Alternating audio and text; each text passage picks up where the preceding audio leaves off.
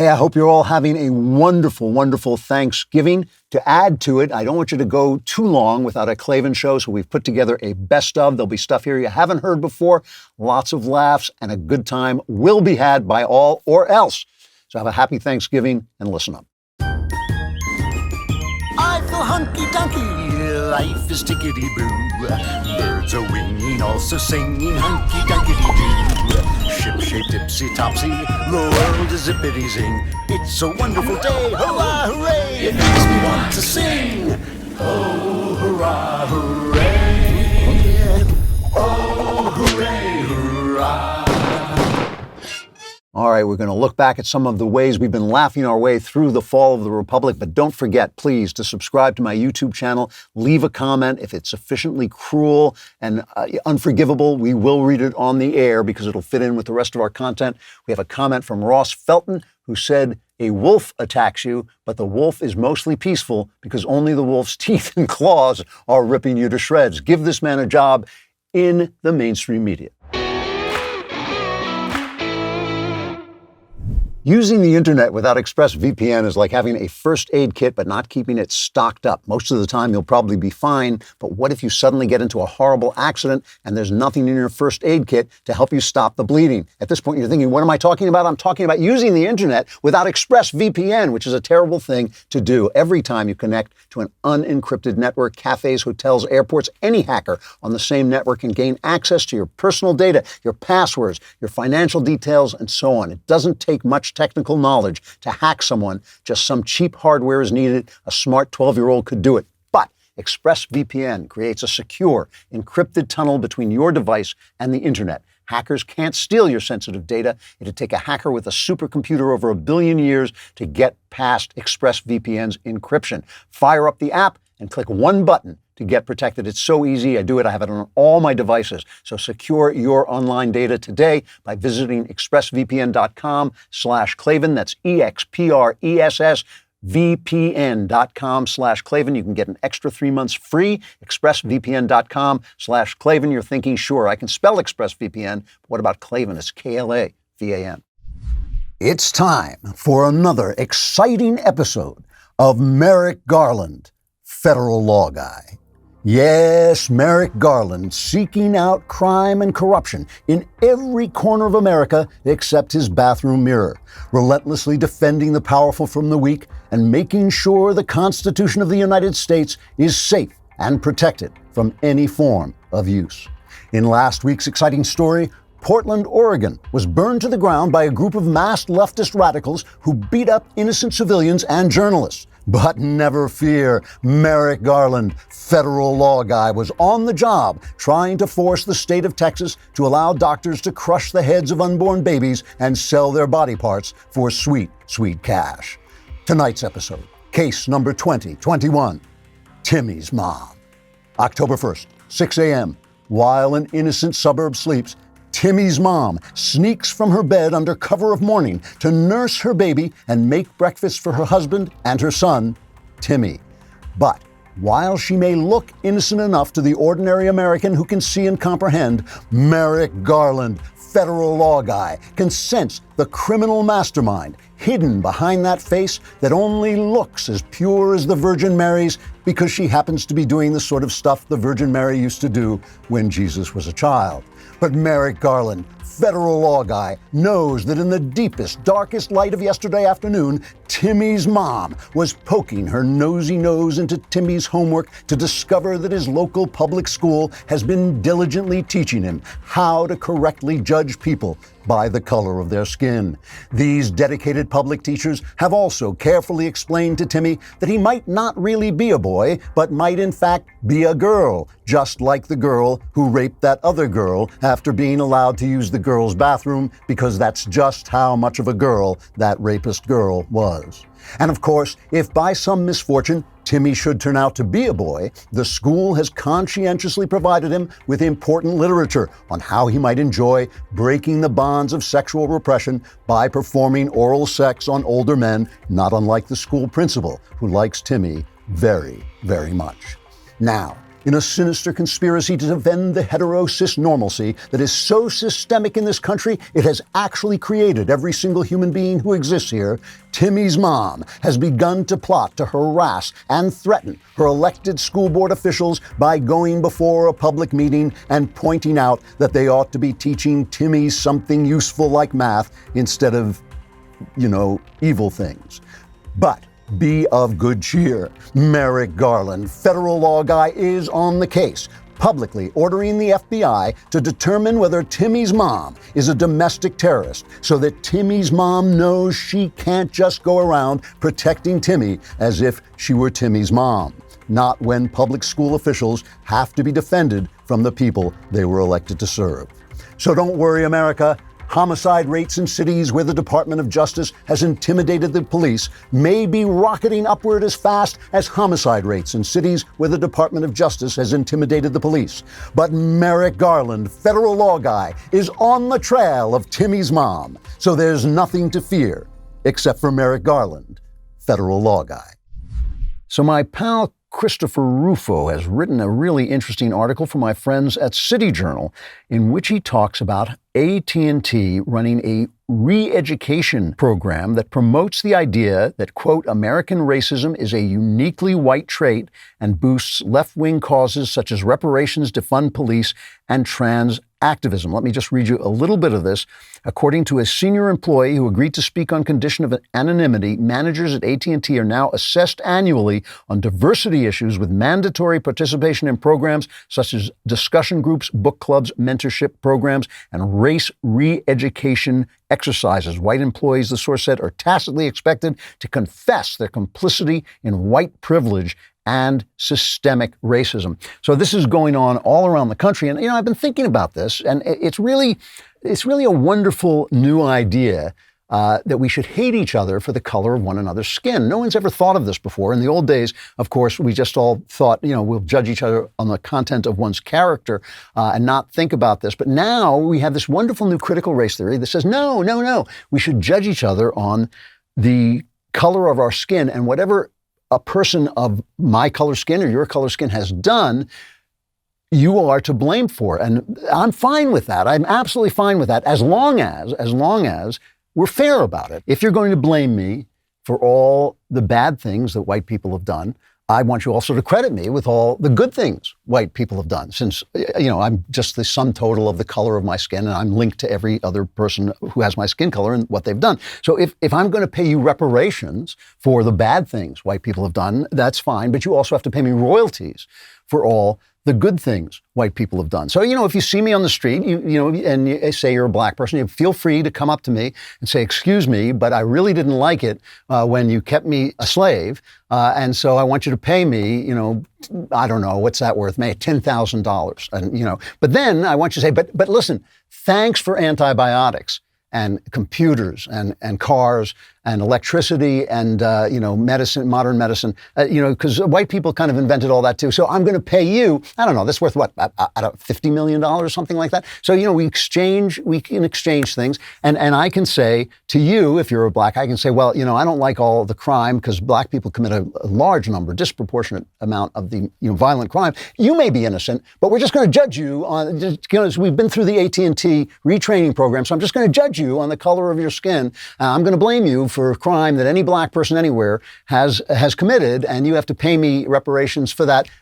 But I like jazz. Jazz is good, and there are many black athletes, so I'm willing to pay you some royalties for that. And that way we can just really just keep going back and forth, giving the blame for the color of your skin and the things people who are your skin color and my skin color have done, but also giving the credit that's due. And we can just exchange money. And I don't know how we'll calculate this. Maybe AT&T has a computer that can calculate the amount of money that is due to me for things that I didn't do, but take credit for because it was done by people of my skin color, and how much money I have to pay you for things that weren't done to you, but were done to people of your color. Because, the argument about this is that the systemic racism that doesn't exist, but we have to pretend exists, or else we get a bad report at AT&T. So the systemic racism that we have to pretend exists has kept black people down economically. And no one, has ever else, no, the Jews have never suffered any bigotry and Irish have never suffered any bigotry, but blacks have. So they've been kept down and they have not accrued the savings that they could have accrued if white people had not been systemically keeping them down. But they do have health that they wouldn't have had if white people hadn't invented antibiotics and modern medicine. So that should go in the other direction, right? We should credit this. Or here's just another thought. This is the stupidest, most evil idea that anybody on the left has come up with since the last stupid, evil idea that the left came up with. And maybe even as evil as the next stupid, evil idea the left is going to come with. And shame on AT&T for buying in to this bigotry. So people ask me sometimes what it's like doing these videos. And if you've ever had one of those dreams where you're suddenly walking in Times Square in your underwear wearing a clown outfit, that's pretty much it. Because sometimes they just tell me what I'm going to be doing and I have no idea what I'm going to be seeing. Today, they asked me to do a video on libsplaining. And I, like a fool, said, instead of saying you're fired, I said, what is libsplaining? And they sent me the definition from the Urban Dictionary. Libsplaining is the pompous and illogical explanation offered from a liberal on a topic for which they know nothing other than rhetorical talking points spewed out by politicians, which I guess is almost anything. Almost anything that a liberal explains would be libsplaining. So we've gotten these. I haven't seen these yet. But they come from, what's the name of the site? It's Libs of TikTok. Is that what it's called? Yes, it's called Libs of TikTok. I follow the site on Twitter, and they have selected these. I haven't seen them, and they will show them to me, and I will apparently say something. We'll find out. Let's talk about chairs. Full pun intended, chairs are the biggest issue.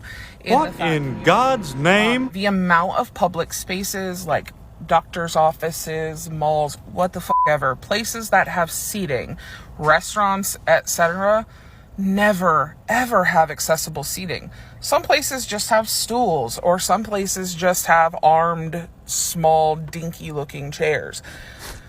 As a fat person, if you have never, ever done the following things.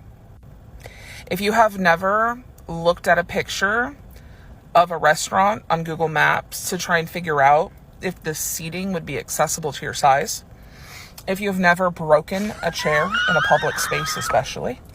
If you've never had to second guess whether or not it was okay to sit down in the chairs provided to you.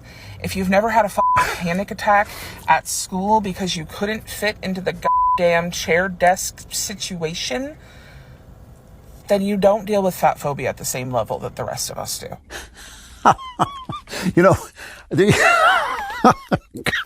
There used to be a button that people wore. It was an ad for something that said, "I lost weight, ask me how." I always wanted to get a button that said, "I lost weight, ask me how." When somebody came up to me and said, "How?" I would say, "Stop eating so damn much." I mean, you think the chairs are bad for you. You know what else is bad?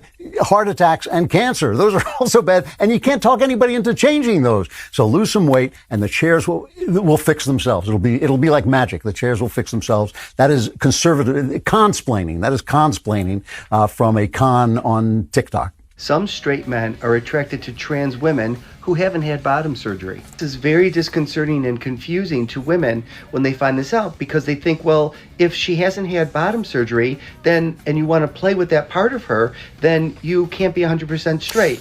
But that doesn't make sense, because you have to remember that these are still women. Trans women are women. They are female. The attraction to her is from the waist up, but it can also be from the waist down. And they can experience pleasure playing with that person from the waist down. But that act, again, doesn't indicate a sexual orientation. It indicates an attraction to the person, to the woman, the trans woman. Actually, some of these men are attracted to gender fluidity, in that the person exhibits both male and female body parts. And that's attractive to them. Just like some gay men are attracted to trans men who haven't had bottom surgery.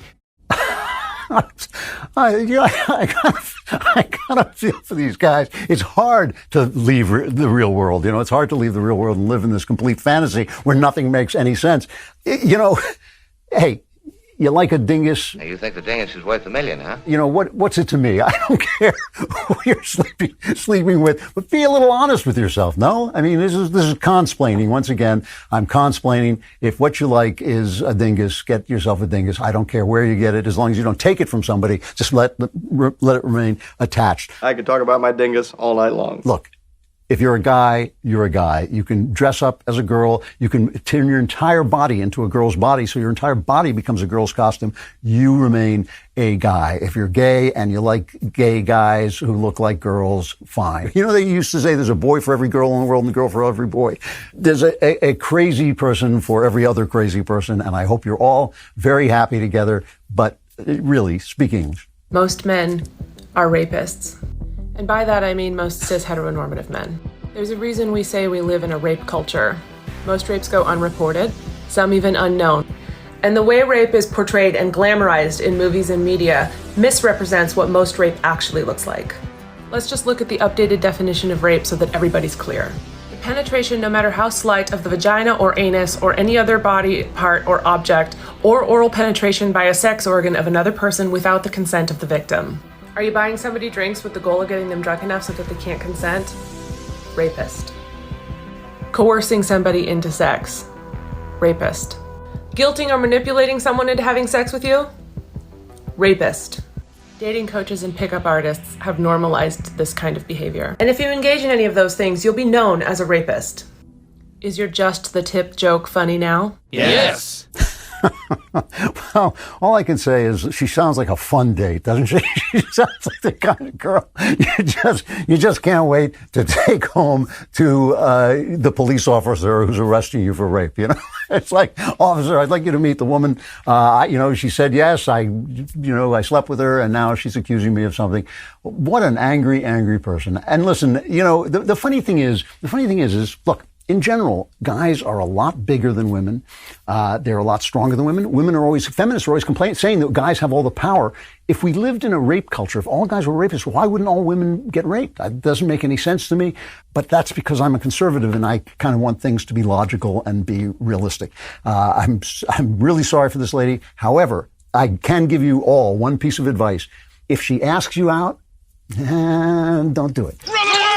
All right, are there any more of these? I can't. This is like kind of entering some sort of strange phantasmagoria. But here's another guy. All right, let's hear it. This is an easy one.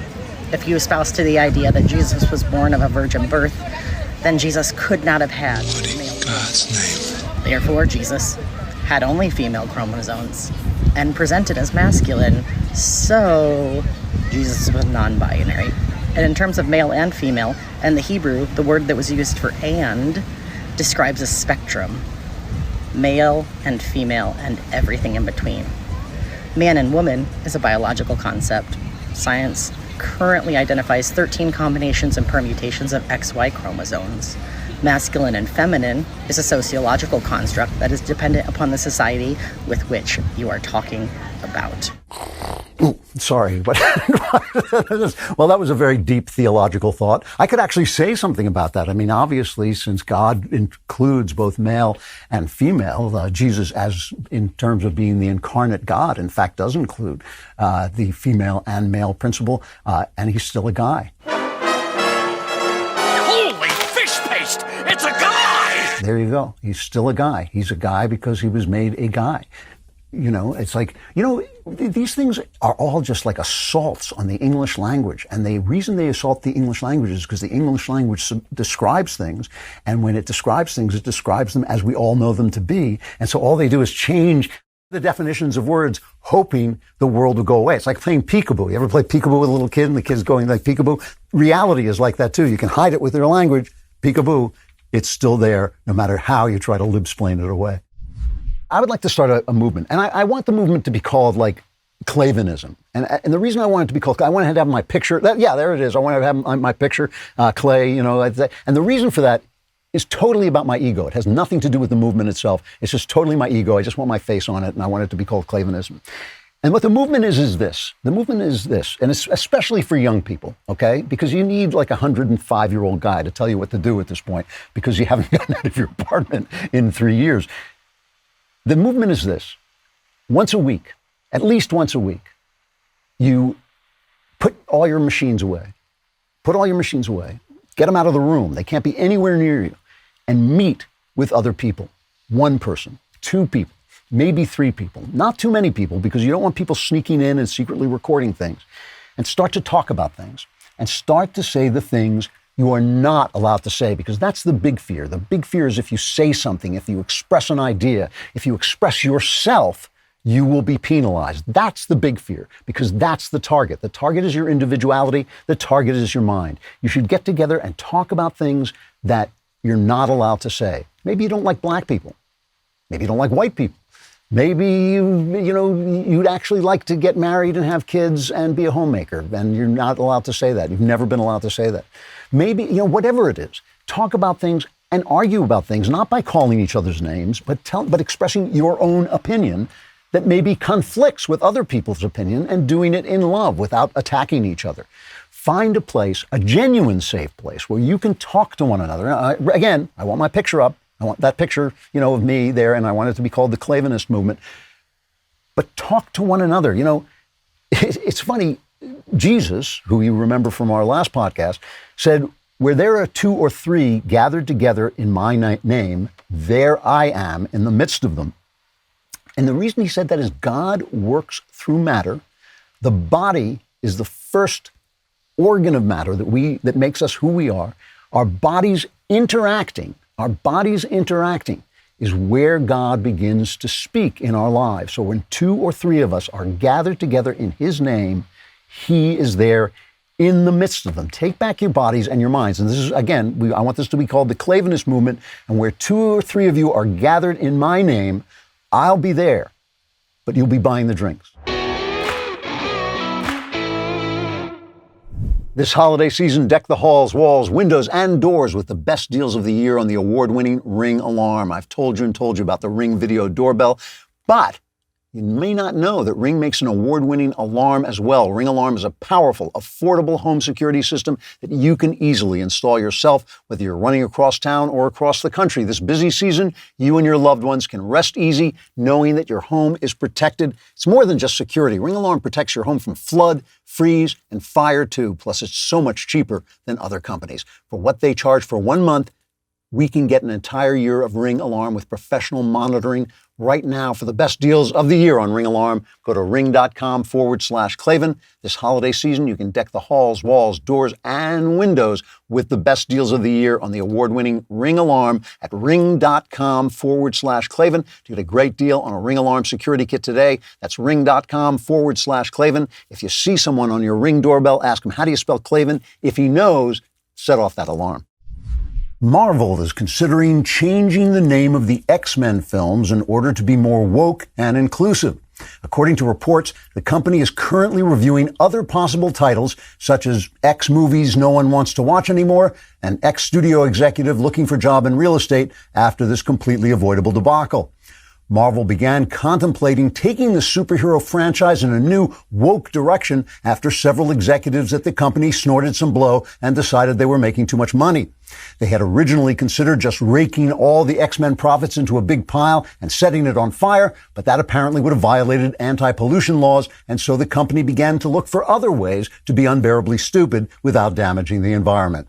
As one Hollywood insider put it, quote, "The movie industry wants very much to make the world a better place. But to do that, we'd have to stop sexually harassing our interns, diddling underage boys at Encino pool parties, and selling perversion and immorality to the nation's impressionable young. And of course, that's not going to happen, so we'll do this meaningless language crap instead." Unquote. The central problem with calling X-Men X-Men lies in the fact that according to woke philosophy, X-Men would now be women, unless they were X-women, in which case they would be men until they decided to become women again, when they would be X-Men and the title could remain the same. Even so, many members of the X-Men audience have noticed that some of the X-Men have strangely alluring shapes in their skin-tight costumes, though no one is willing to say what these oddly stimulating shapes might mean, since some of these inexplicably arousing and curvaceous superheroes might not want to be referred to as she or her, but might instead prefer to use such pronouns as painfully deluded or wackadoodle-doo. One person who agrees with the X-Men name change is skin-tight costume-wearing actress Lola Vavoom, who plays the role of X-Men superhero Skin-Tight, whose superpower is filling out a skin-tight costume. Miss Vavoom says, quote, "It's about time Hollywood stops sexualizing women. That way I won't have a career anymore and can maybe get married and have some kids. Who knows? I might even learn to cook and give up antidepressants," unquote. As Marvel continued to consider the name change and search for other ways to take away every last ounce of fun and pleasure out of the superhero franchise, screenwriters scrambled to come up with new woke storylines. One scenario, for instance, has Commissioner Gordon piercing the night sky over Gotham City with his new virtue signal, causing a group of cartoonishly one-dimensional characters in outlandish outfits to come out of their fortresses of solitude and use different words to describe things before returning to Encino to diddle underage boys. And please don't write me emails. I already know that I'm not describing the Marvel Universe. I'm describing the real one. So I'm not sure whether everybody has seen the new version of Dune, or I'm the only person who watched it. I'm not sure how it did. This is the one that was directed by Denis Villeneuve, I believe his name is pronounced. My name is Denis Villeneuve. And before I give it a brief review, I just want to point out a couple of things. One, I'm not a big science fiction fan. I've read more science fiction than I think I have because I've kind of read all the classics. I could not get through the novel Dune. I couldn't get through 70 pages of it. I just thought it was the slowest, dullest book I'd ever read, and I finally just put it away. I just gave up on it. So I may not be the best person. I've never seen the other movies. I know it was made before. However, I am a huge Villeneuve fan. I love his movies. I think he's really smart, really talented. I thought Sicario was a great crime film. Prisoners, a really good thriller, very intelligent, moderated, intellectual thriller with a lot to say. And Arrival, of course, was good. Didn't love Blade Runner 2049, but I'm not a big fan of sequels. And I loved the first Blade Runner so much that it was very hard to beat. I thought it was well done, but I just didn't care about it. But his other films are just really good. He's a very, very intelligent filmmaker. First thing you got to say about this version of Dune, and I think it's on HBO Max and also in theaters, and I saw it on HBO Max. It looks great. It is as beautiful as it is possible for something to be. It's just an absolute amazing thing. Even on my screen, I have a big TV, but it's not a big IMAX or anything like that. It looked terrific. Secondly, terrific cast. Oscar Isaac, great actor. Josh Brolin, great actor. Rebecca Ferguson plays the mother. She's really, really terrific, a very compelling actress. Zendaya, I always love Zendaya because the first time I saw Zendaya, I called up my agent and I said, we should get Zendaya for this film project I was on. And he said, nobody's ever heard of her. I said, they will have heard of her. You don't know what you're talking about. Of course, now she's a big star. She's wonderful too. She's a very, very appealing lady. Dune, the picture was okay. The picture was okay. It moved along. The action was great. The action was really well choreographed, especially the epic action was terrific. The worms, if you know Dune, it's got these big sandworms, and the worms were scary and really interesting to look at. But it partook of everything I don't like about science fiction. The thing I don't like about science fiction, in general, just speaking generally, is science fiction is about ideas. It's about cool ideas, but it almost never has compelling characters in it. They're almost always just archetypes. And the problem with that for me is if your idea won't play with real characters in it, then maybe it's not a very good idea. And that's the reason I love some science fiction movies like Blade Runner. The original Blade Runner has great characters in it, in great dilemmas. And so the ideas really come to life. Even Star Wars, which is not my favorite picture, the original, but those characters are very charming, very kind of different, even though they're kind of archetypes too. They're very different. The robots are very funny in it. There is not one joke in this thing. I am smiling. Nobody makes a joke because they're all living in a myth, right? And so it's got the one. We always know the one is going to come along. It's got the king, and the king is the king. The mother is the mother. Each person is kind of just this archetype, and it's just, I was never very compelled. I will say, because Villeneuve is a terrific director, at least I could tell who everybody was, because this is very complicated family dynamic and history, and it's one of the reasons I couldn't get through the book. As I was reading the book, I just thought, I just don't care.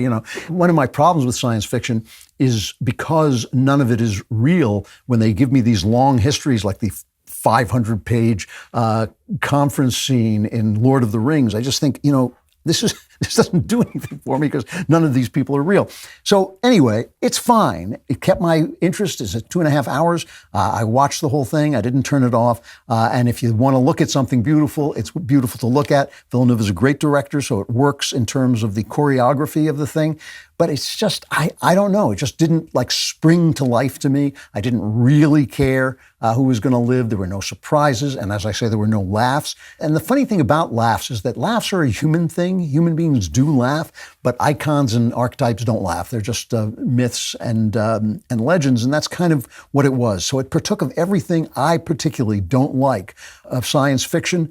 And the only thing that I really loved about it was the look of it and the action and the absolute epic beauty of it. So that's the way I felt about it. But if you're a big Dune fan, if you're a big science fiction fan, I think you'll love it. It's just not for me.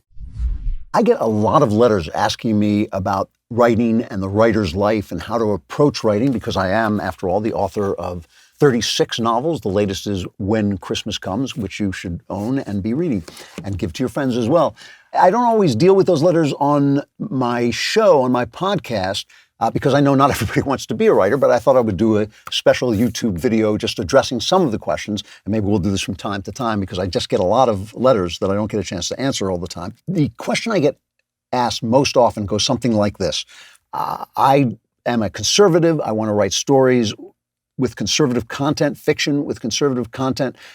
Will I be able to find a publisher? Will I be blacklisted? And the answer is it's going to be tougher. The publishing industry is not as woke as the movie industry. It's not as unified. It's not as much of a block as the movie industry, but it is a left-wing industry, a prominent left-wing industry. It's a little bit more open-minded because the people who work in the publishing industry tend to be smarter and more literate, so they tend to have more open minds.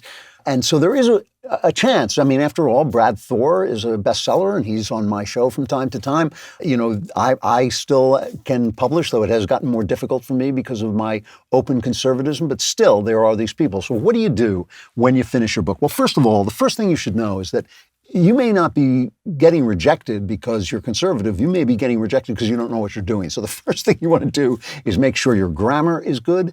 If you have never gone through a class on grammar, you should get a workbook and go through it beginning to end. A writer who doesn't have good grammar is like a carpenter who doesn't know which end of his hammer to use. It is amazing how many people write to me and say, I want to be a writer. And in their first sentence, there'll be a grammatical error. And you think, well, you're not going to do it. Another sign that you may not be a writer is if you don't read. Writers read. They read everything. They read a lot. They pay attention to what they read, and they pay attention to what's in it. So you've written a book, and you want to know what to do with it. Well, here is a trick that I think a lot of young writers don't know. If you've been reading a lot, then you know that there are some books that remind you of what you're doing. I'm not saying they're the same. I'm not saying yours is an original, but let's say that you're a thriller writer and you think, I want to write stories like Brad Thor or Vince Flynn or someone like that, someone who has a conservative bent. Go take a look at their books, which you should have already read if you're writing like them. Look in the acknowledgments page, and the acknowledgments page, usually they thank their agent. Now, you have to query an agent, and you just can't do it any way you want. When I started out, I had no idea how to do it, and I actually went to agents' offices with my boxed manuscript under my arm, and I was physically ejected from some of those offices, as you will be too if you try that. There are plenty of books that will tell you how to do this. Writer's Market is one of the more common ones, but you can find stuff online you probably don't even have to pay for that tell you how to write a query letter, because everything is online nowadays. Usually they just want a couple of paragraphs and maybe a couple of pages to make sure that you can write. Usually they're going to want to see if this is a novel. They're going to want to see the whole novel, so don't do it until you are ready to show the whole novel. And usually they will not want you to send what they call multiple submissions, where you send it to different people. That means that they should answer you within a certain period of time. Within several weeks, you can usually look at something like Writer's Market and it'll tell you how long. The reason I say go to agents is publishers, just like any business, like the tried and true. They want to do what they did last time. If Stephen King is selling, they want horror. If mysteries are selling, they want mysteries, and they want to do the things that work for them. So they're going to be a little less open to new voices. agents need new writers. They need writers. They need to keep their stable growing. They need to keep more people coming into their stable. And if you are going to someone who has published a book like yours, you already know that that person is willing to take on a book like yours. And so that's the trick. It's finding out the agents who represent the authors you like. If there are no authors you like, you are probably not in good shape because you probably haven't been reading enough to actually be a writer. And as I always tell, I tell every young writer the same thing. Don't do it unless you have to. It is an enormously hard profession. There are probably fewer people like me who have made a living writing fiction throughout their life than there are professional Major League Baseball players. There are very few who make a living at it. It's a tough life. It is a life where you're always being judged. Don't do it if you don't have to do it. If you have to do it, you will know. One thing I always knew is that I had to tell stories, I had to do it. Learn the business because the business is tough. But, so you have your inspiration, you have your story, you've written your story. Now it's time to find an agent. That's the first thing you want to do. And you find an agent who handles books like yours. So one of the most amazing things that has happened to me in my new home is I have found a church that I love. I have found a church that solves the problem. You have no idea. Well, maybe some of you do because you've been writing to me about it, how hard it is to find a church. I woke up one morning and turned to my wife and I said, how hard is it to preach the gospel? It's written down. You can read it and then talk about what you read and what you think it means. That's your whole job. That is all you have to do. I was going to an Anglican church and I left on I think it was Good Friday, the day, the Friday before Easter when you remember the crucifixion, and the priest got up. And the thing about the Episcopal Church is in the Episcopal Church, God is leftist politics with a beard on. And why has he got a beard? Isn't that kind of sexist? But that's really true in the Episcopal Church. They are so radical that they have left the gospel behind altogether. And this guy was giving a sermon, I believe it was on Good Friday, and he said, Jesus died for the non-binary child who isn't being allowed to use the bathroom he wants. And I thought, well, he did, but not for that reason, not for the reason you think. And I thought, my whole feeling was nothing against non-binary, transgender, whatever, nothing against individual people. Just show me in the gospel where it says that, but you can't because it's not there, so don't make stuff up. So I was reading this op-ed in the New York Times that really exemplified what it was about the Anglican Church that was really bothering me. It's by this woman, Tish Harrison Warren. And I don't know that much about her, but I'm sure she's a leftist preacher. She's a priest, an Episcopal priest or an Anglican priest. And she wrote this thing. She's now got a newsletter in the Times. She says, each Sunday in my Anglican church in Austin, Texas, the priest leading the service takes his or her place in front of the congregation and begins by saying the opening acclamation, usually, "Blessed be God, Father, Son, and Holy Spirit."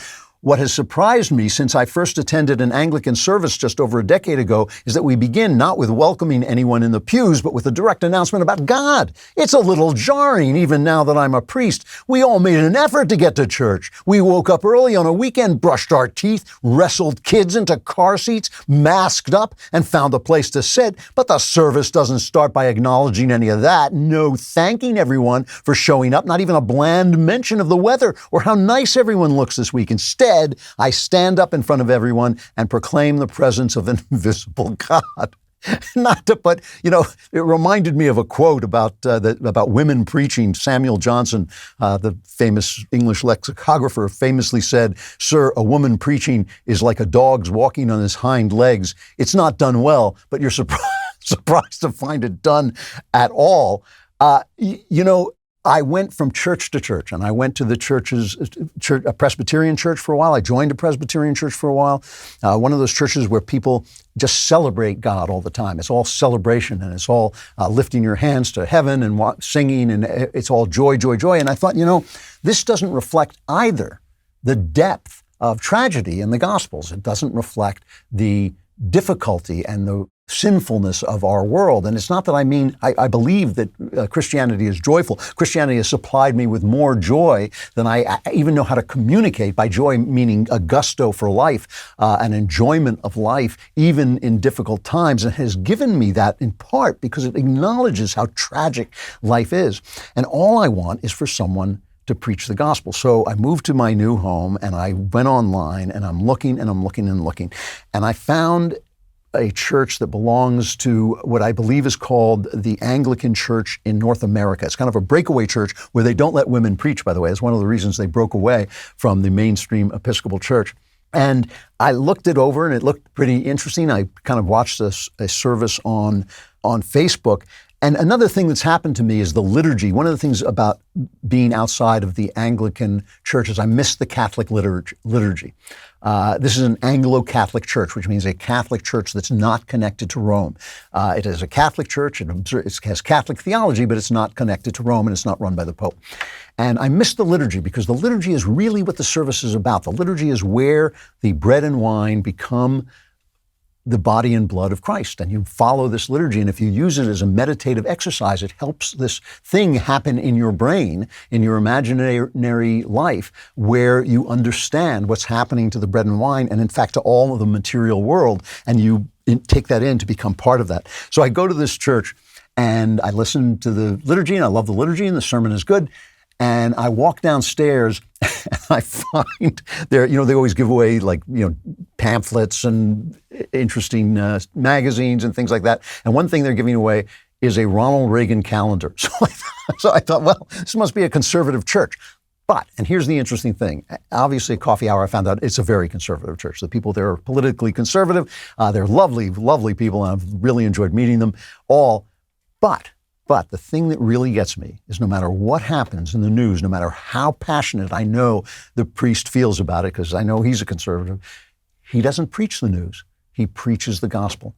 He preaches the gospel. He reads the book and talks about what the book means, and he talks about it with a great deal of historical knowledge, but also with a great deal of spiritual power. And I think it's the gospel. I was not looking for a conservative church any more than I'm looking for conservative art. I'm looking for art that expresses the inner experience of being human. I was looking for a church that preaches the gospel.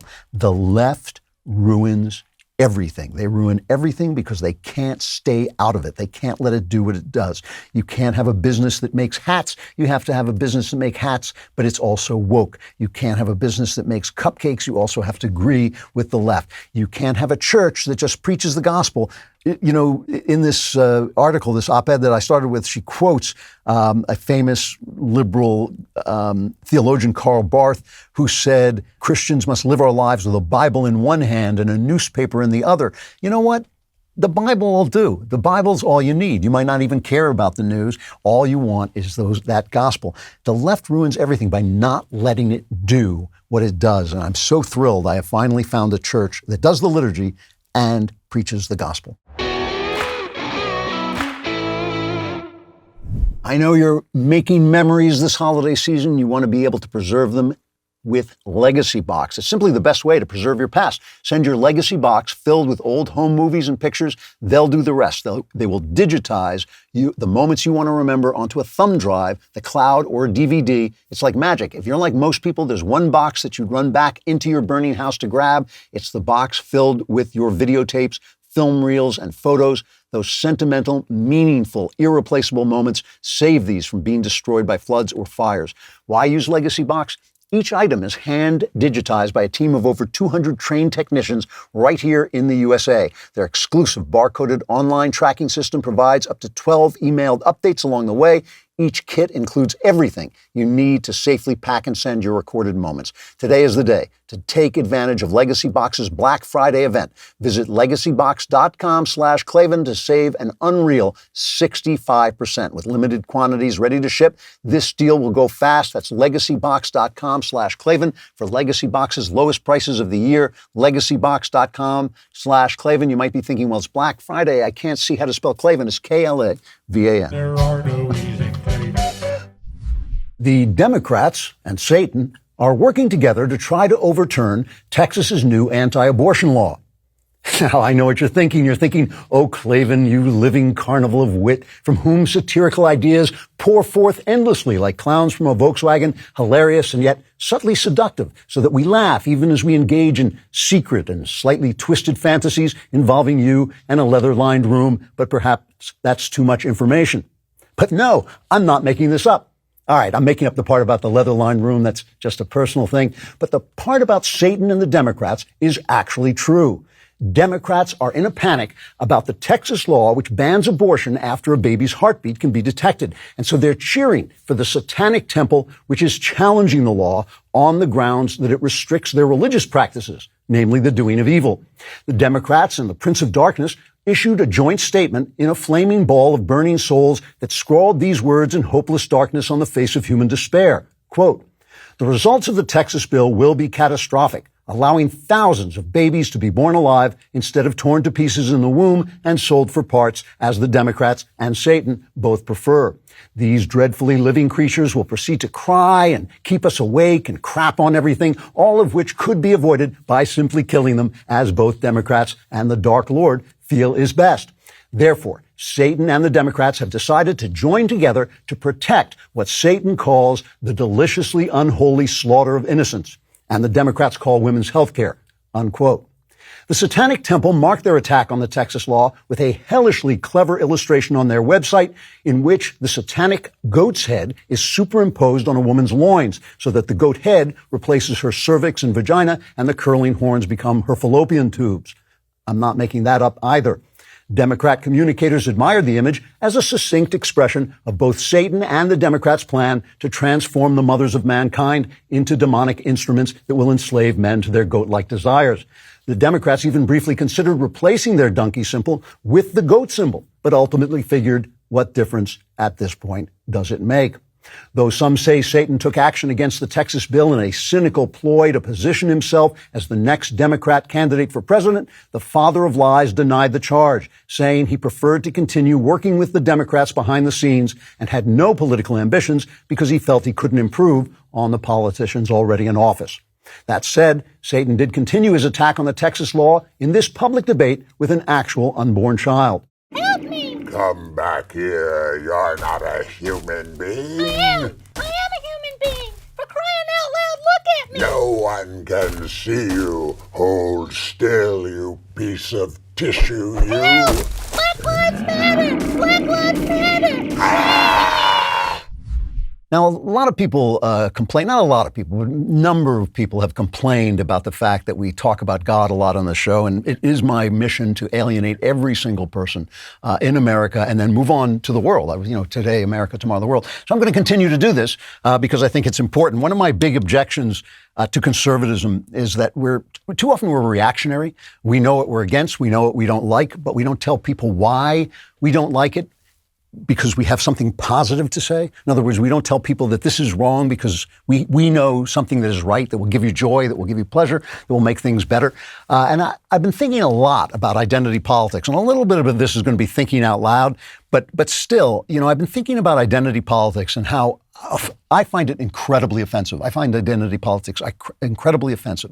This idea that our identity is a group identity, that we identify with our race, with our gender, with our sexuality, and how those things affect our power standing in the world and the power standing of our group in the world. If I belong to a group that can claim to be a victim, then I can claim to be a victim, and then I have some sort of advantage over you because you're supposed to feel guilty and I'm supposed to be able to dictate what kind of words you use, how you treat me, even how you look at me. Otherwise, it's a microaggression, and I get to complain about you, and then I get to hurt you. I get to hurt your career, or I get to hurt your standing in a university, or whatever it is. I find this it's kind of a sick combination, nonsensical combination of materialism, the idea that your body wholly defines you and that you are nothing else, mixed with this kind of irrational spiritual nonsense where your body doesn't matter at all, where you get to essentially say, oh yeah, I look like a man, but I'm a woman. Some people that even feel that you can choose your race. And it's interesting to me that identity politics, because it is based in a lie, so often finds its way to becoming the very evil that it decries, right? So it starts out, the a black guy starts out by saying racism is bad. You should judge people not by the color of their skin, but by the content of their character. And it ends up several decades later with whiteness is evil and white people are inherently racist and white people can't help it. They are going to be racist and you need to watch out. You need to check your whiteness. And it essentially has become the thing that it decried. It has become the thing that it denounced. Feminism begins by saying men are macho and they use their strength, their physical strength too much, and they're too aggressive, and they're just belligerent and all this. And it ends by saying women should be more like that. Women should be belligerent and aggressive, and talking about strength. Everything that feminists always talk about is strength. She's strong. She's tough. I always say if I wanted to marry somebody that's strong, I'd have married a guy. There are other feminine attributes that actually are much more beneficent for the world to have in play that feminists now reject. They begin by saying, transgender, some people feel that they're a woman in a man's body, and that's very painful. It's a very painful thing to feel that way. It's a very difficult thing to feel that way, so we shouldn't be mean to them. And they end up saying, well, it really is a woman. They end up essentially enlisting us into this disorder, into this mental illness. And for me, that's obvious. It's obvious why that happens. It's obvious why you end up with evil. It's because you're telling a lie. There's a line in the Bible, straight is the way and narrow is the gate that leads to the kingdom of heaven, but broad is the way and wide is the gate that leads to perdition. A lot of people think that all roads lead to God. They'll say God is a mountain that can be climbed from any side. And no, I don't actually believe that's true. I believe that the way to God is actually a straight way, a very narrow way, because the truth is the truth. When something is true, then everything around it is not true. If the world is round, then it's not flat. And you can say a lot of false things about the shape of the earth, but you can only say one true thing about the shape of the earth, that the earth is round. And I think the same is true of God. So once you start telling lies about reality, once you start defining a person by his race, by his gender, by his sexuality, once you start to say that that's his identity, I think that that's a lie.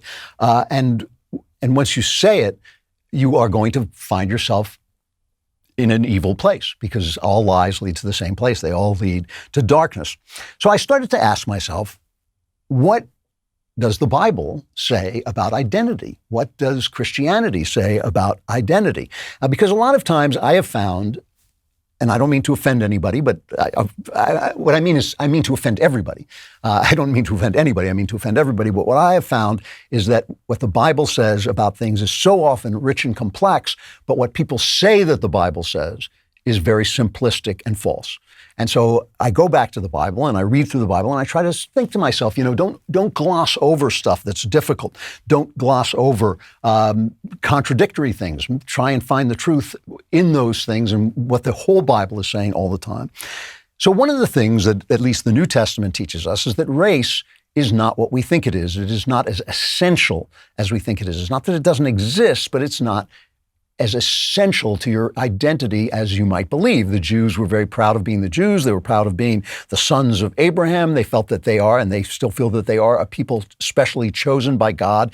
And yet John the Baptist said to people, do not say within yourself that we are children of Abraham, because God is able to make stones, to turn stones into children of Abraham. So you have a race, you are special people that come from Abraham, but if God wants to just turn her to a rock and say, I'm going to make you people of Abraham, that's what he'll do. So in other words, there are responsibilities that come with your race, and your race is not an essentially good or bad thing. It still is dependent on you. And that fits in with what Paul says about who you are in Christ. He says in Christ, there is neither Greek nor Jew, right? So that means, Greek there means Gentile, so there's neither Gentile nor Jew. There's neither circumcised nor uncircumcised. The Jews are famously circumcised and the Gentiles were not.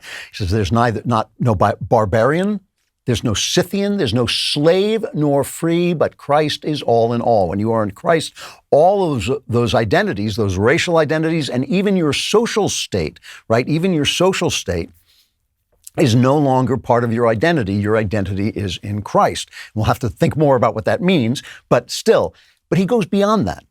In Galatians, Paul says, there is neither male nor female. Now, that's a really interesting thing. He's saying that in Christ, there is no male or female. And Jesus sort of confirms this. You know, when he's asked about who gets to marry who in the kingdom of heaven, he says in the resurrection, in the life of God, they neither marry nor are given in marriage, but they're like angels of God in heaven. He doesn't elaborate on that, but it sounds like gender is a thing that we experience in this world, but there is something beyond gender that we are, and that our gender does not, even our gender does not define us. Now, most of us, including me, think that gender is an important part of what for lack of a better word, I'll call my identity. I am a man. I've frequently said that there are only two kinds of people in the world. There are men and women. Everybody else is pretty much the same. That's the big divide in life.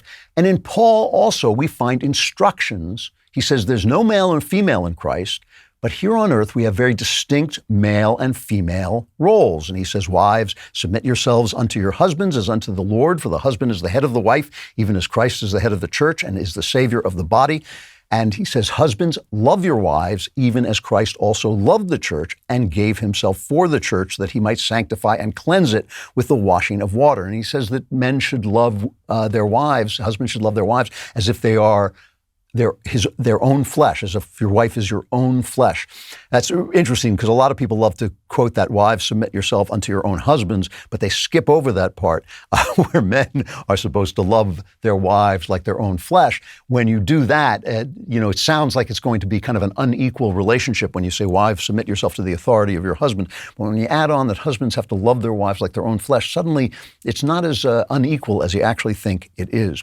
So there's no gender in Christ, but there are gender roles here on earth. There is no race, and yet there are chosen people, and there are racial roles. There's a scene in one of the Gospels where a woman of Canaan, a Gentile, comes up and says to Jesus, my daughter is severely demon-possessed. Have mercy on me and heal her. And Jesus doesn't answer her.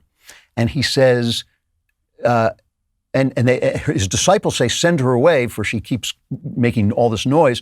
And he says, I was not sent except to the lost sheep of the house of Israel. And he won't listen to her because she's not a Jew. He won't listen to her because he's not a Jew. And finally, he says to her, it is not good to take the children's bread, the Jews' bread, and throw it to the dogs. And she says, yes, but even the dogs eat the crumbs which fall from their master's table. And Jesus says, great is your faith. Let it be as you desire, and he heals her daughter, right? So the races are different. There are different roles that they play. But in Christ, there is no race. So in Christ, there's no gender, but there are gender roles. In Christ, there is no race, but they are race roles. I have to tell you that story. I once heard a priest, an Episcopal priest, very leftist priest, talk about that story in which Jesus refused to help somebody because he wasn't Jewish, and he couldn't. He said, I don't know what to say about this. He was absolutely stunned into silence that Jesus would recognize that there are racial roles, right?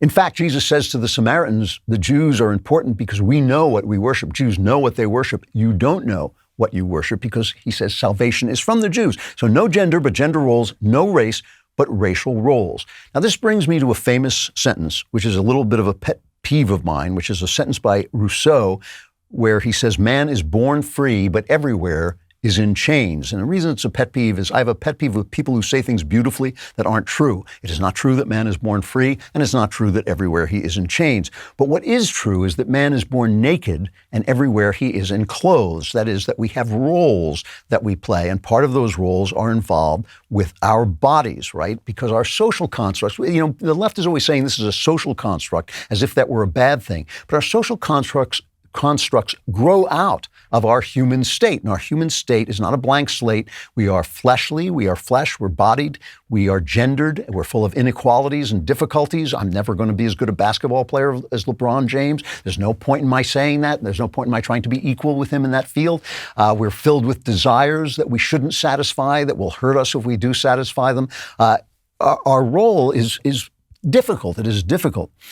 The flesh, it seems to be saying, is representative of something, but it is not that thing. Our genders, our races, the things that we are physically represent something. It speaks to us of something in the same way a word represents something, but it is not that thing. And it's not separable. You're not separable from your flesh. When my father died, I remember walking in to see his body in the funeral home, and one of my brothers said to me, "That's not him," and walked out of the room. And I thought, well, it's not him, but it's the only him I ever knew. The only him I ever knew was in that body. We are not capable in this world of separating ourselves from our body.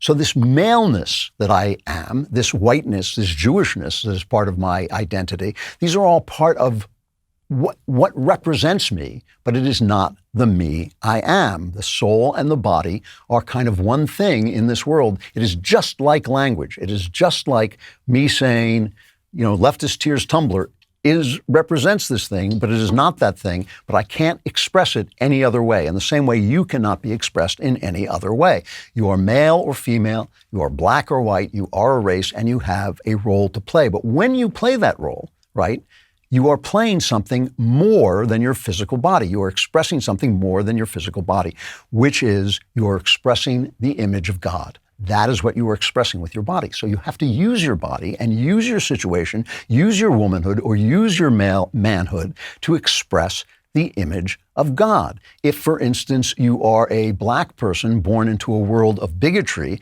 you have to represent the unbroken dignity without anger that God would represent if he were you, which essentially you are. You are in the image of God. You have to love your enemies, Jesus said, because God, that is the way God treats his enemies. You are representing this thing, which means curtailing some of the things that your body wants, which means playing into the role that your body represents, right? The left wants you to live into your flesh. They want you to live into the physical things that you are, but at the same time they get confused and say, no, you can actually recreate those things. What God is saying is there is something that you cannot recreate, you cannot change, which is the image of God. And God says to you, if you lose your life, you will find your life, right? If you lose your life, you will find your life. And that is because you are here as an image, in the image of God. You are the word. Your body is the words that God is using to describe a piece of himself. And it's up to you to use that body, that maleness, that blackness, that whiteness, whatever it is, to represent that God. And if you lose yourself, which is the identity of the left, the identity that the left is teaching you is the things that you are worried about, your ambitions, your fears, your hatred. If you lose all of that and let all of that go, and instead act as the person God made you to be, as the person who represents the image of God, then you will find yourself. And that, I think, is what Christian identity is. So I've been taking piano lessons. I haven't mentioned this too much, I don't think, and I got an X chair so I'd be comfortable. I'm doing it. It is so great. It's by far one of the most comfortable and ergonomic chairs I have ever used. It's also probably the coolest looking piece of furniture in my office. What makes X Chair the world's greatest office chair? Maybe it's the patented dynamic variable lumbar support, or the fact that you can add Elemax technology with 4 massage options and the ability to warm or cool your back. I have that. No other office chair can do that. Now is the perfect time to purchase an X Chair, because now is the only time X Chair goes on sale all year. That's right, only on Black Friday, Cyber Monday weekend. Save up to $500 on X Chair, 4 days only on Black Friday, Cyber Monday weekend. Go to xchairklavan.com. Now that's the letter X Chair. How do you spell Klavan? It's Klavan.com. X-Chair has a 30-day guarantee of complete comfort, and you can finance your purchase for as little as $25 a month. Go to xchairklavan.com and save up to $500. xchairklavan.com. Hey, I've already thanked you for buying when Christmas comes, but that doesn't mean you shouldn't buy it again or get your friends to buy it or buy it for your friends. It's going to be the first on the list at the Wall Street Journal this weekend does their holiday books and their holiday mysteries. It is number 1 on the list. Dean Koontz has praised it. Brad Thor has praised it. As I told you, it's got a review in the Spectator saying it's fine literature as well as a great mystery story. Everyone who's read it really has just been pouring wonderful reviews on Amazon. Please go out and buy it. It matters so much to me, and that I can turn this into a series, and to see a book of this quality go up the Amazon list is really gratifying. And I actually think it's important, because I think this is a really good book written by one of us. And I hope you'll go and buy it when Christmas comes. Do not forget to subscribe to the Daily Wire, and I will tell you why. The fights we fight here, the things we say here, they all leave us open to cancel culture. But we don't have to worry about cancel culture if you guys support us. They can't cancel you. They can't cancel your subscription. That's why we urge you to subscribe. Your support means so much to us, not just emotionally, but actually practically. So go to dailywire.com/subscribe and join the fight with the Daily Wire.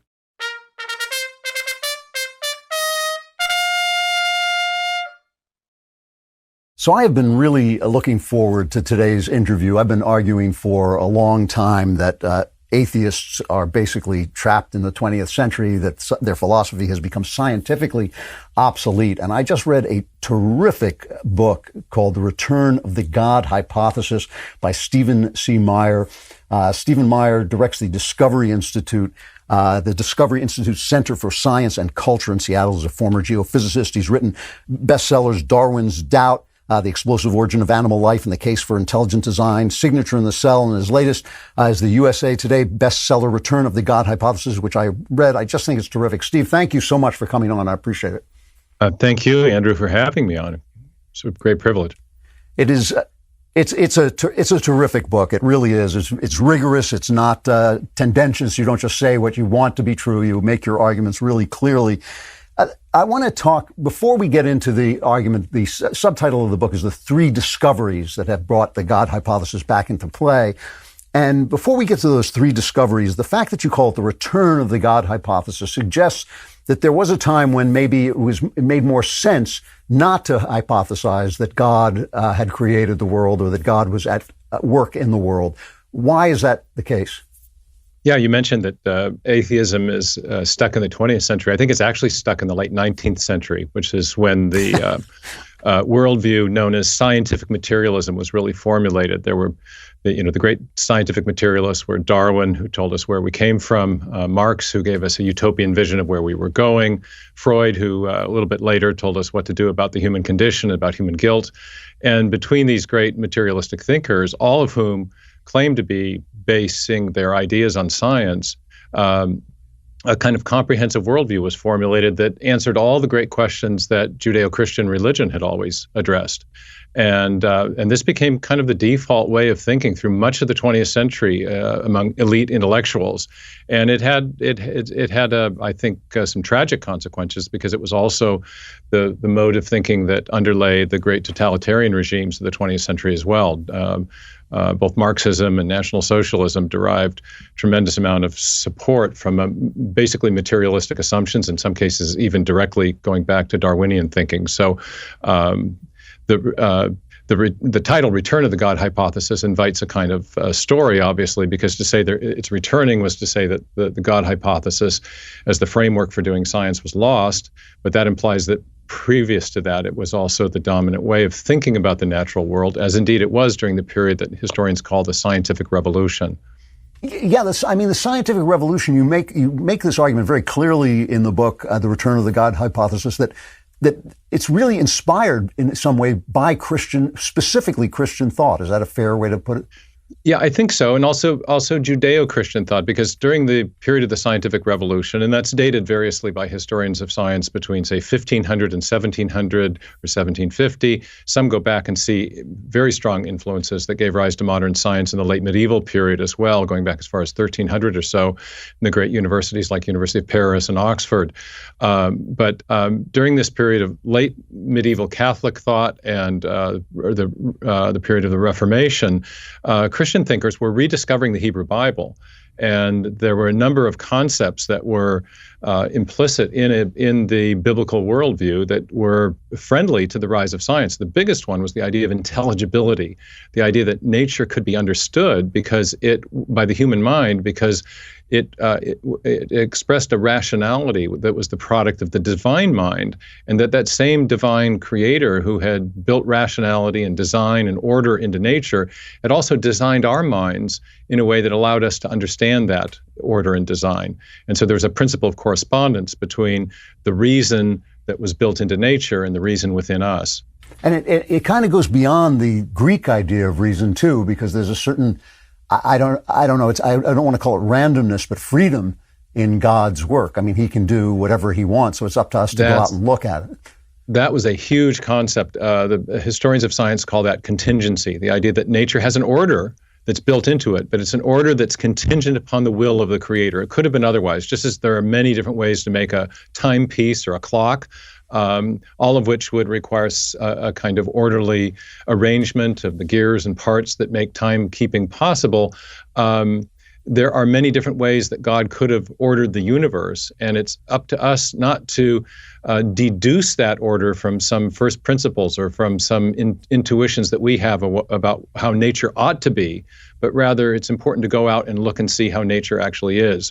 The Greeks were inclined to a kind of armchair philosophizing about nature, and during the period of the scientific revolution, because of this idea of the radical contingency of nature upon the will of God, this was a consequence of the recovery of the doctrine of creation.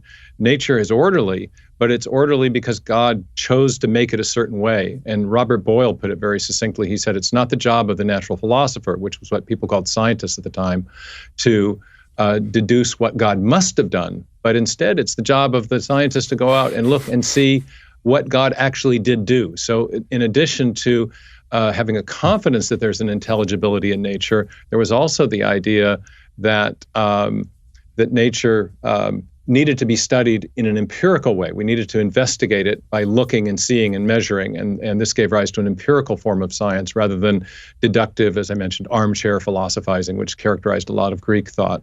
So let's talk about these three discoveries that kind of, I mean, it feels like it might have been natural after Newton to just assume that a clockwork universe was going to unfold that was just very easy to understand. But in fact, things turned out to be a little weirder than that. And one of the first things you talk about is the idea of a Big Bang, which really does make things complicated. Can you describe, first of all, where did that idea come from, and why does it make things complicated for scientific materialists? Well, there's a Princeton physicist from the 1960s, Robert Dickey, who said that an infinitely old universe would relieve us of the necessity of understanding the origin of matter at any finite time in the past. And coming out of the late 19th century, physicists assumed that the universe was infinitely old, that it was essentially eternal and self-existent and self-organizing. And so that made possible this great materialistic synthesis at the end of the 19th century. We could explain the origin of everything all the way back to the elementary particles, and the elementary particles and energy had been here from eternity past. And so matter and energy were essentially had godlike powers. They were the eternal self-existent thing that replaced the idea of an eternal self-existent creator in Christianity and Judaism. So the surprising, shocking discovery of the early 20th century was that, in fact, the material universe, the physical universe of matter, space, time, and energy seems, as best we can tell, to have had a beginning. And this was first, the first inklings of this came in the 1920s in observational astronomy, as figures like Edwin Hubble were able to establish that the light coming from distant galaxies was being stretched out as if the distant galaxies were receding away from us.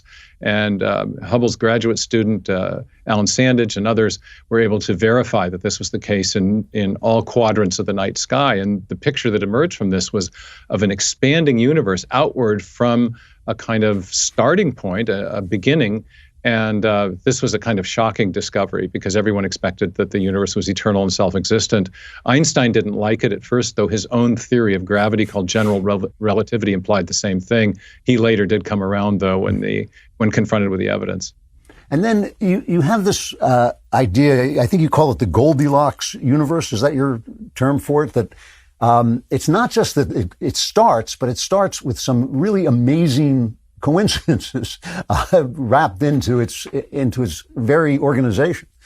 Yeah, physicists call this the fine-tuning, and some physicists refer to our universe now as a Goldilocks universe. The basic parameters of the universe, the force that drives the expansion, the force of gravity, the force of electromagnetism, the underlying strong and weak nuclear forces, the masses of the elementary particles, the speed of light, many basic physical parameters fall within very narrow tolerances, such that if they were a little bit different, a little bit stronger or weaker or heavier or lighter, the universe would not be conducive to life. And the probabilities associated with these individual parameters, let alone the whole ensemble, are incredibly tiny. And yet there's no underlying physical reason, theoretical or physical reason, as to why these parameters should have the precise values that they do. And this is known to physicists now as the problem of the fine-tuning. And many physicists, including Sir Fred Hoyle, who was initially a big skeptic of the Big Bang because of his atheism, came around to theism himself because of fine-tuning parameters that he discovered associated with the necessary abundance of carbon in the universe, which is necessary to life. And he was later quoted as saying that a common sense interpretation of the evidence suggests that a super intellect has monkeyed with physics as well as chemistry and biology. So in order to make life possible. So this fine-tuning suggested a fine-tuner. There have been contrary hypotheses, such as the multiverse that's being floated now and sometimes makes it into popular movies. But one thing that's not commonly known about the multiverse, and that's just the idea that there are gabillions of other universes out there, such that somewhere, some universe would get lucky and have those improbable parameters. Problem is, all the mechanisms that physicists have proposed to explain where these other universes have come from have themselves required prior unexplained fine-tuning, taking us right back to where we started. So the multiverse actually doesn't explain the fine-tuning. And fine-tuning in our experience, whether we're talking about Swiss watches or internal combustion engines or sections of digital code, is always an indicator of intelligence or the activity of mind. It's funny, these guys who are constantly citing Occam's razor to say that things should be simple make this argument of the multiverse, which is kind of like saying this just happens to be the card game in which I drew 4 aces in 7 times in a row. I mean, it seems a very complex way of thinking about things as opposed to just saying, well, maybe there's a creator. It's very convoluted and more convoluted than I can describe in a short interview, because there are 2 different systems of theoretical physics that have to be invoked to explain the phenomena that a single postulate of a transcendent intelligence can explain. You have to posit all these different universes, as well as all these different theoretical entities like multi-dimensions of space, strings, inflaton fields, in order to explain the one thing that a single hypothesis of a transcendent creator explains very simply. So it's not a parsimonious or simple explanation, the multiverse. The final of the 3 discoveries is this idea. It's kind of interesting because one of the guys who's supposed to be the 4 horsemen of the apocalypse of the new atheists is Richard Dawkins, an excellent writer, obviously a brilliant man. And it's all about evolution for him, and evolution explains so much of where life comes from. But the idea of a code, of a genetic code that creates intelligence has caused some computer scientists to say that absolute Darwinian evolution can't be right. Is that a fair way to put it? Am I getting absolutely. That right? I mean, and this is the huge discovery of late 20th century science and biology, and that is that at the foundation of life, and even the simplest living cells, we find an exquisite realm of digital nanotechnology. It started with Watson and Crick in 1953 when they elucidated the double helix structure of the DNA. 5 years later, Crick formulated something he called the sequence hypothesis, in which he suggested that the chemical subunits along the interior of the DNA molecule are functioning like alphabetic characters in a written language, or the zeros and ones in a machine code or digital software that we would work with today. Richard Dawkins himself has acknowledged that DNA functions like a machine code. Bill Gates says it's like a software program, but much more complex than any we've ever created. And that's a highly suggestive remark, because we know from experience that software comes from programmers, and that information, especially in a digital or alphabetic form, always comes from an intelligent source, whether we're talking about a hieroglyphic inscription or a paragraph in a book or information embedded in a radio signal or in a computer code. Information is the product of mind. And so the discovery of information at the foundation of life, and even the simplest living cell, I've argued, is a powerful indicator of a designing intelligence playing a role in the origin and history of life. We're talking about a remarkable book called The Return of the God Hypothesis by Stephen C. Meyer. Really well argued scientific book, not a theological book, a scientific book. I have a question that I'd like to ask about quantum physics. I'm glad, since I have you here, I'll take advantage of Let's take a walk on the wild side. You touch on this in the later chapters of the book, but it's not one of your 3 discoveries. But the idea in quantum, there is this idea in quantum physics that things are defined by our perception of them to some degree, so that we can't tell the location and velocity of something before it is observed, and once it's observed, it maintains that position. We can't tell whether light is a wave or a particle until it's observed, and then once it's observed, it remains a wave or a particle, it seems. That sort of implies to me that consciousness comes before matter, that the words in the Bible that the earth was without form or void, was void and without form, and God said, let there be light, or could almost be literally true, that there has to be some consciousness before there can be some element there. Is that completely wrong? Am I misunderstanding? I think it's a very profound insight. My colleague George Gilder says at the heart of matter lies a mystery. We don't perceive matter without perception, without a perceiver. And one of the reasons I brought up the quantum mechanics in this book was that there is a model of the origin of the universe known as quantum cosmology, which attempts to appropriate the mathematics of quantum physics to explain how you can get a universe from literally nothing physical. But the problem with the appropriation of that mathematics is that it presupposes a mathematical structure to the universe before there's any matter. But mathematics is something, as one of the proponents of this idea has acknowledged, mathematics is conceptual. It only exists in minds. So the attempt to explain the origin of the universe apart from the mind of God using quantum mechanics has actually brought people back full circle to the need for a pre-existing mind, the very insight that you've just shared. Good. I'm glad I wasn't just making that up, because obviously I do not understand. I don't pretend to understand quantum mechanics, but it seems like that to me. You have this remarkable quote from Thomas. Yeah, I was just interrupting with a little bit, but there's a terrific quote from Hawking about this very problem. He was one of the inventors of this quantum cosmology idea. But in a moment of candor, he says, what puts fire in the equations that gives them a universe to describe? Math by itself is causally inert. It's only something that exists in a mind. We use math to structure things, to design things. But the whole attempt, it's really an ironic story, because the evidence we have for the beginning of the universe seems to imply a cause that transcends matter, space, time, and energy. Before the beginning of matter, there is no matter to do the causing. And in virtue of that, scientists have looked for some alternative to the God hypothesis. They've come up with this quantum cosmological model, but it too implies a prior, unexplained mental reality that is not material in order to explain the origin of the universe. So they come right back, I think, to the God hypothesis in the attempt to avoid it.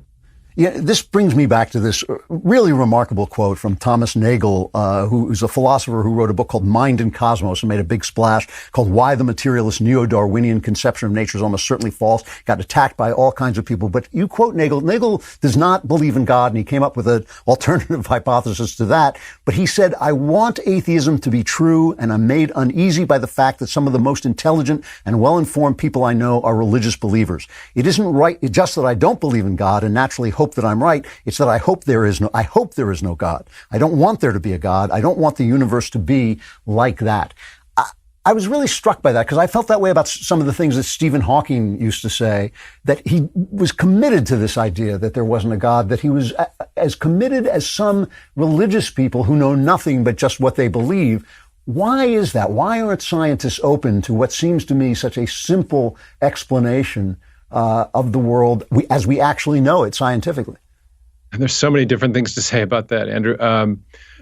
First of all, Nagel's candor is just so refreshing, and he went out on a limb to write some very nice things about some of the books advancing the theory of intelligent design, though he couldn't quite go that far himself. He was an atheist who was sort of experiencing cognitive dissonance, understanding that neo-Darwinism and materialistic ideas did not account for the really fundamental, one of the fundamental things about our existence, which is the reality of consciousness, the reality of minds. We have them, so we know mind exists, and if you can't account for that, you have a worldview that is inadequate.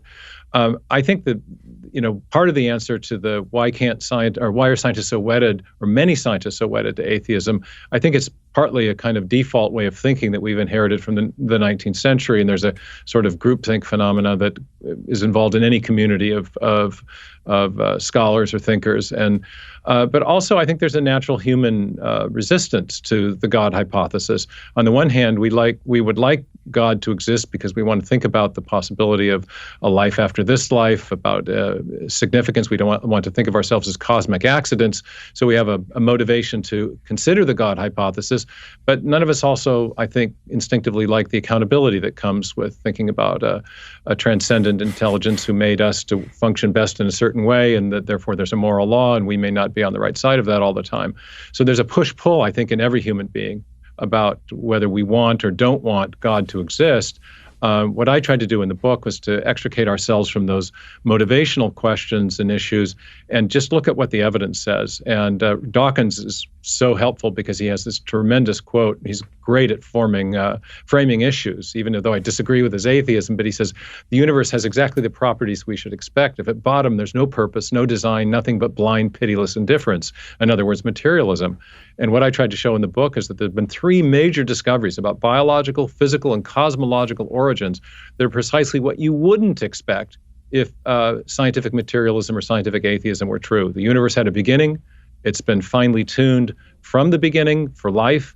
And since the beginning, there have been big infusions or bursts of digital information technology in our living, in our biosphere that suggests a master programmer has been at work in life. None of these things were expected on the scientific atheist view of the late 19th century, and that's the view that we've inherited that's dominated the 20th. If you like science books, this is a terrific one, The Return of the God Hypothesis by Stephen C. Meyer. Steve, thanks so much for coming on. I really appreciate it. Thank you, Andrew, and thanks for great questions. All right, last show before my vacation, so you want to gather all your problems around you. Don't leave any in the other room. Get your problems together. Tell them you've loved having them with you, but now they're going to all be solved because it's time for the mailbag. Oh my God, I'm white. Yeah!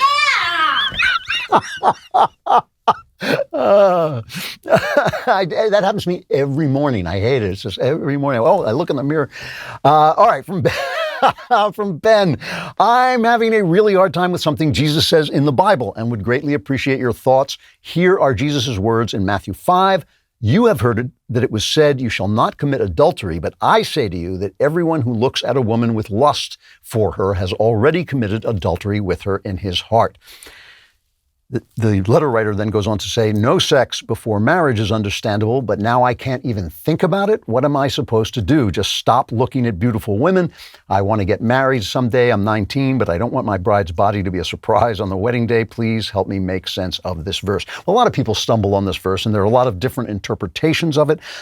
I'm going to give you mine, and I'm not a theologian, but this is the way I read it, and it's the way I've always understood it, because it is a difficult thing. You know that you only have to ask your spouse, if you have a spouse, whether it's the same for you to lust after someone in your heart or actually commit adultery. And of course it's not. And Jesus cannot be saying that it is this, you are bearing the same moral guilt for lusting after a woman in your heart as you are for committing adultery. What he is telling you that obeying the law does not change your nature. Obeying the moral law, doing the moral thing does not change your nature. He is telling you that you are broken, that the system inside you is not who you are, that there is something more that you are and more that you can be, that you should be moving toward. Now, a lot of Christians, and I seriously disagree with this, a lot of Christians feel that means you should be forcing yourself never to feel any lust or never to think about women or never to desire women, never to desire a woman who's not your wife and all this stuff. And it's just, to me, it's such a miserable life that I can't reconcile it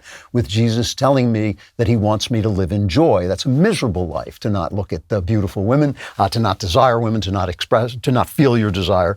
And no, I do not believe that Jesus is saying it bears the same moral weight as adultery. What he is telling you is that obeying the law does not change your nature, and you have to understand that nature. He wants you to move into a nature where perhaps you might feel that there is a difference between desire and lust, a difference between admiring and feeling the erotic charge of the opposite sex and looking at pornography, say, of entertaining that kind of inhuman version of sex that lust can lead you to. He is telling you that you are something other than your body, even though you are expressed by your body. That's what I have always believed it meant, and I do not believe that it means that you should, wrap yourself. I think that too much of ordinary Christian preaching on sex ends with you kind of miserably battling who you are, especially if you're a young person, when essentially your job is to pair off with someone and create new life. That's essentially what this part of your life is about. So no, that's not what I think it means. It does mean a deeper understanding of the completeness of the brokenness of humanity, a completeness of the idea that don't think because you are not committing a sin that you are free of sin. That would be a ridiculous idea of yourself. You want a realistic idea of yourself, because that helps you to start to move into a realistic kind of change. And that realistic kind of change is not going to be by restricting yourself. It's going to be stepping into spaces that God makes for you as you go along. From David: Dear Klavan, master of the balding verse, wizard of wordery, and the dubbed sexy Gandalf. I'm a young man nearing my mid-20s, and I have come seeking advice in matters of the heart. For nearly a decade, I've been in love with a young woman. We'll call her B. We dated for 2 years back when I was in high school, and she left me after I moved to college nearly half the state away because she couldn't deal with a long-distance relationship. She's a little bit younger. He's basically been unable to get over her. He says, over the past 2 years, my prayers have drifted towards, as my mind has been terming it, that these cursed feelings, which I cannot budge, be lifted from me, that I may follow God's guidance in finding a lasting relationship. I'm now at a point where I can honestly say that I harbor very little negative feelings toward what used to be. However, the more the negativity has loosened its grip on me, the more my love for B has welled up in my heart again. Like every passing day, my feelings for B gets stronger. I want to reach out to her and establish contact again, but at the same time, part of me thinks it's a terrible idea. I'm wondering what you make of this. God bless you, from David. I don't believe this is about this woman at all, to be honest with you. I don't think you're in love with her. I don't think you're in love with what used to be. I think that you have suffered an ego blow and you are not acting like a man and getting over it. When she left you, when she broke up with you, it was a tremendous blow to your pride and to your ego, and you want to heal that pride by going back and getting it right this time. That's not the way to manhood. That's not the way to love. That's not the way into the future. The way into the future is to accept and feel the blow, is to feel, oh yeah, I'm in pain from this rejection, and to thereby walk through that pain into a new future where you can go to someone else. You don't cling to a woman like this because you're like this, who's already left you and who's been gone for 10 years, because you love her. You do it because you love something about yourself that you feel she injured. And I think that that's a mistake, and I think you're making that mistake, and I think you're going to have to let it go, which is tough. From Matthias: Hi, Drew. Something I've noticed about the modern entertainment industry that is much different from the entertainment of old is the lack of tragedies. Shakespeare wrote tragedies. The story of King Arthur is a tragedy, and the ancient Greeks also seem to have been fond of the genre. The closest things we have to tragedies are Joker and Breaking Bad, which aren't really tragedies because the protagonist effectively wins in the end. Actually, Breaking Bad is a tragedy. What do you think this says about our society and how we view our own mortality? I hope this question was sufficiently bigoted and hateful. It's a really good question. I got it a couple of weeks ago, and I've been trying to get it in. The problem with tragedy is that it's inherently about great men.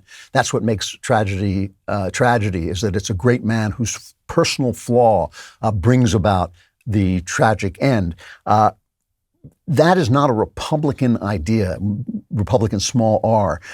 In Death of a Salesman, which was a great American tragedy by Arthur Miller, the wife, it's just about a salesman, it's about a traveling salesman, and the wife says attention must be paid to such a man. And the argument of the play of Arthur Miller is that in America, tragedy happens to the little guy. The little guy's tragedy is just as important. Talking about the great speculation again, the little guy's tragedy is just as important as Macbeth's. And that's why, and it doesn't quite work dramatically for some reason, and that's why our tragedies tend to be gangster movies because crime movies like Breaking Bad, The Sopranos, gangster movies preserve the ancient structures of kingship. I mean, gangster movies, if you took them out of the gangster milieu and made them kings and knights, it would make more sense. You would see what it is. But furthermore, beyond that, we don't even want to get, the elites despise the little guy so much, so they can't even write the Arthur Miller type tragedy. They can't even write the Republican tragedy. And because they believe that all broken dreams come from injustice, they can't even write a character who destroys himself. Now, they used to be able to do this, and it's really the woke philosophy that is keeping them from seeing the world, because woke is stupid. Woke is not realistic. Woke has nothing to do with reality, and you cannot write good art. You cannot make good art without some kind of acknowledgement of reality. And so I think that that's why we are low on tragedies now. I think we have had some great tragedies, but they do tend to be gangster movies. And people like Arthur Miller really thinking about the form of the tragedy and how to apply that to a Republican setting. Really, I think that the Republican, when I say Republican, I mean like being in a republic. Republican art is going to tend to be more on the order of musicals and genre stories. And I think there's a reason that America produces those so well, and jazz and things that arise out of the common man. I think that there's a reason America does those so well and hasn't produced really any high art worth retaining. I'm going to stop there. So none of this really matters because it's the Clavinless week is upon you, and you will probably be destroyed simply by your own despair. The wailing, the gnashing of teeth, the darkness, the flames. I don't even like to think about it. However, if you survive, if you crawl your way through this apocalyptic disaster to next Friday, I will be here with the Andrew Klavan Show, and I will still be Andrew Klavan.